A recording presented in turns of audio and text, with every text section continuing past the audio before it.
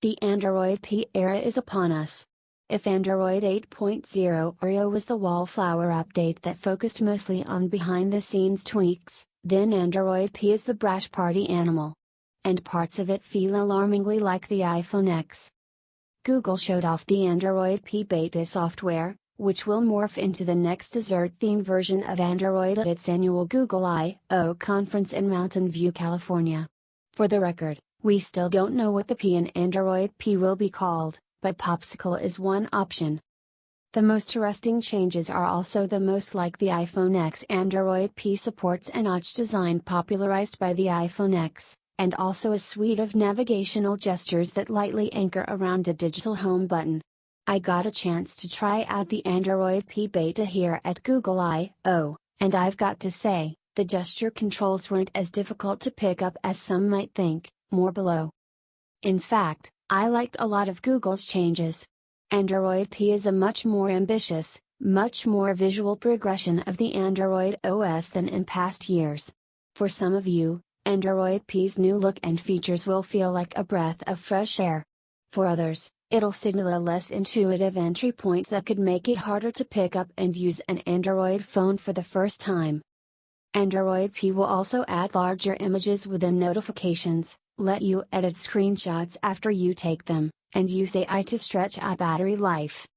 Android phones make up roughly 85% of the world's phones, according to IDC, which means that Google's changes to its operating system cue a shift in what we'll see in smartphone software and design for phones toward the end of 2018 and into 2019.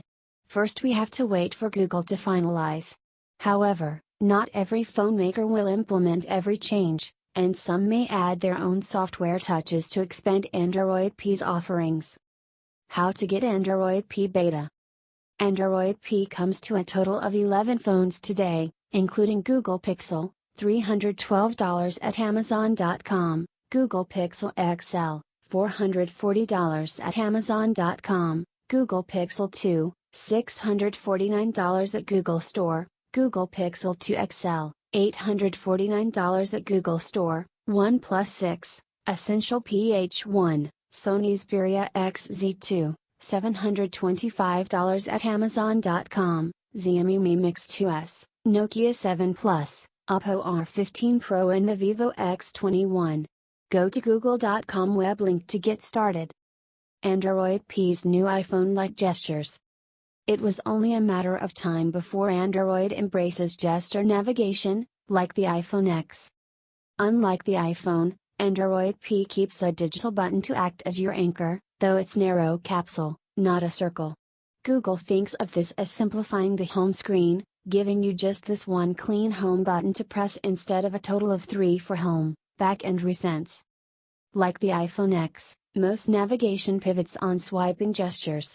You swipe up from the bottom to see a carousel of open apps, like an overview. You'll be able to scroll through these to open or reopen an app. You can also pull the new oblong home button to the right, which will snap open your previous app. Keep snapping the button to keep cycling through apps. A full swipe up from the bottom, or another half swipe, takes you directly to your app tray.